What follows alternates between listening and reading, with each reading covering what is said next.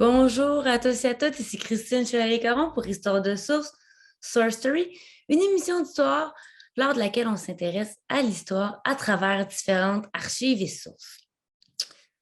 Donc, pour ce faire, on va à la rencontre de personnes qui participent à la production et ou à l'addition de connaissances historiques.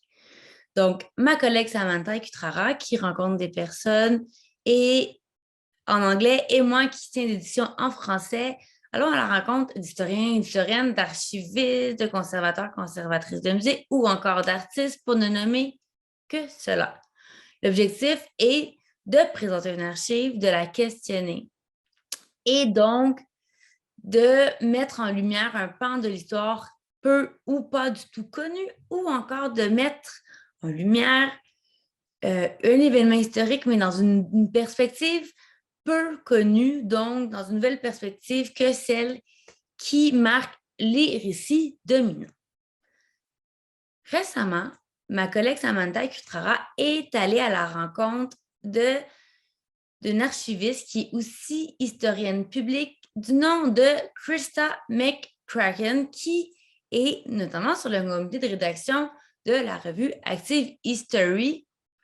Donc, les deux ont discuté des archives du Xinhuang Residential School Center, donc qui met de l'avant les récits, les expériences de survivants et de survivantes du pensionnat de l'école résidentielle Xinhuang à Sault-Sainte-Marie. Donc, pour assister à la discussion, je vous invite à aller faire un petit tour sur notre chaîne YouTube ou encore sur notre site Internet. Et sur notre site Internet, fidèle à notre habitude, on vous fournit une foule de ressources pour aller plus loin dans vos réflexions, d'avoir des activités à faire en classe ou encore pousser vos recherches vers d'autres horizons. Donc, je vous invite à aller visiter notre site pour avoir plus de ressources à consulter. Lors des prochaines minutes, en fait, je vais réagir à cette discussion-là qui était fort intéressante et un petit peu vous parler non seulement de l'importance de mettre en lumière la voix, par exemple, des survivants et des survivantes, mais aussi du type de sources vers lesquelles on peut aller et en mettant en lumière un peu la discussion qu'il y a sur l'absence de certaines sources qui servent trop souvent d'excuses pour invisibiliser la voix de certaines personnes dans l'histoire ou encore des pans complets de l'histoire. Donc, avant de rentrer dans le vif du sujet, je vais juste vous présenter un petit peu plus en détail la discussion qu'il y a eu entre Samantha et Krista. Donc, Krista, comme je vous disais, elle est archiviste au Xinhuang Residential School Center qui est affilié à l'Université d'Algoma. Les deux lieux sont situés à Sault-Sainte-Marie, donc en Ontario. Et donc, à proximité en fait de l'ancienne école résidentielle Xinhuang. Et donc, il y a toute une discussion autour de la question non seulement des pensionnats, mais des sources sur lesquelles s'appuie pour faire l'histoire des pensionnats. Donc, ce que Krista participe à un projet, en fait, qui met en valeur les archives des survivants et des survivantes. Donc, en gros, il y a un site Internet dont vous avez le lien juste en dessous ici, qui est lié, en fait, à ce centre d'archives-là et qui présente l'histoire de la colonisation, du système des pensionnats, mais aussi qui met de l'avant, donc, la voix des survivants et des survivantes des pensionnats, notamment, et aussi, de leur famille, de leurs descendants. Donc, il faut savoir qu'il y a une association de survivants qui a été mise en place par les survivants de l'école résidentielle Xinhuang et dans les années 70 et qui organisait une foule d'activités. Donc, et de rencontres entre survivants et survivantes. Et on a accès sur le site et c'est la pièce maîtresse que nous présente Krista lors de la discussion, le pamphlet qui met en lumière leurs premières activités, donc toutes sortes d'activités. Ça nous permet de voir quelles sont les initiatives que certains survivants et survivantes ont mis en place pour tisser des liens avec des gens qui ont un vécu commun au leur et pour pouvoir donc mettre en lumière cette histoire-là, leur histoire, et aussi guérir les traumatismes qui découlent de cette expérience-là. Donc, on voit que c'est très important, en fait. On voit que, en fait, le centre met en lumière à la fois l'histoire de la colonisation, de ce système-là qui est au service de la colonisation, qui vise, donc, le système des pensionnats qui vise à fragmenter les liens sociaux et à faire disparaître les cultures autochtones au profit de l'identité canadienne et au profit donc du colonialisme. Et les initiatives que des personnes qui sont passées par là mettent en place. Donc, toutes ces catégories-là. Ce qui est particulièrement intéressant, c'est que c'est à la fois qu'on peut faire en fait un portrait de la situation, mais notamment en mettant vraiment de l'avant non seulement les sources du colonisateur, mais aussi les sources des survivants et des survivantes. Et de là, le point dont je voulais vous parler qui me semble vraiment très, très intéressant et pertinent.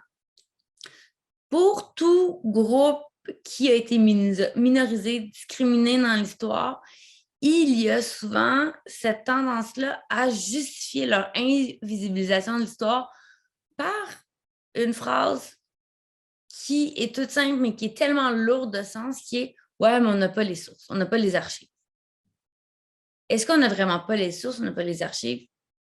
Ou c'est qu'on décide de ne pas les avoir et de les mettre de côté? Est-ce que ces archives-là existent? Peut-être qu'elles sont en moindre proportion que celles du colonisateur, ou de l'oppresseur, mais est-ce que ça veut dire qu'elles n'existent pas? C'est une question qu'on peut poser et donc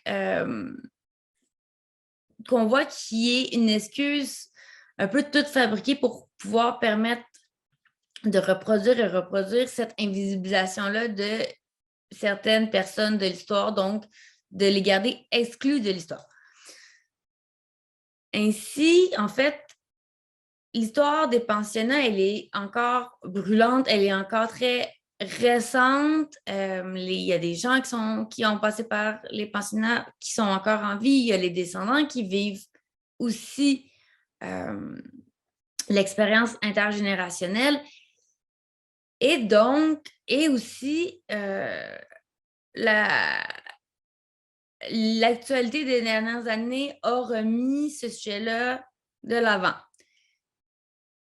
Malheureusement, dans les cursus scolaires, on a trop longtemps omis de parler de ce système d'éducation-là qui était d'une violence inouïe. Et donc, on commence à en parler de plus en plus.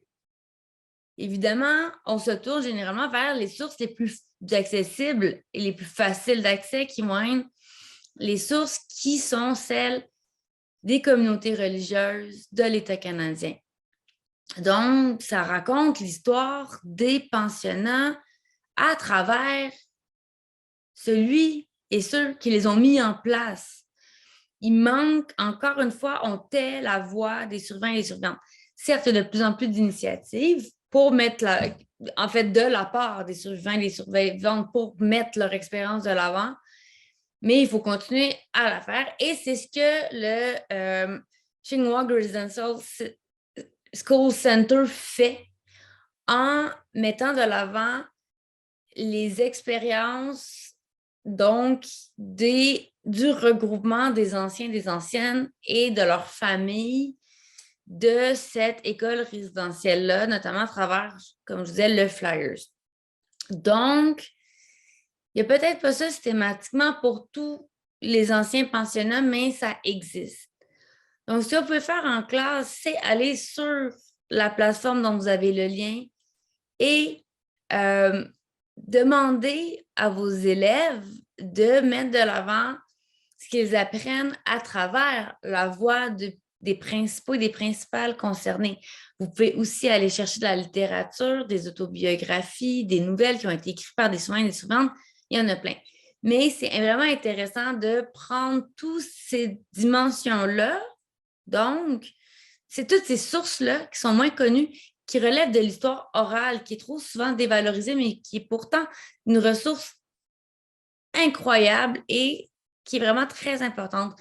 Si on veut pouvoir parler des pensionnats, du colonialisme, des rouages du colonialisme, oui, certes, c'est important d'aller mettre de l'avant ce que les colonisateurs ont fait, mais c'est aussi essentiel de visibiliser ce que les survivants et les survivantes ont vécu, mais aussi les initiatives qu'ils mettent en place pour visibiliser leur histoire. Et c'est ça qu'on a à travers la parole qui est mise de l'avant sur cette plateforme-là.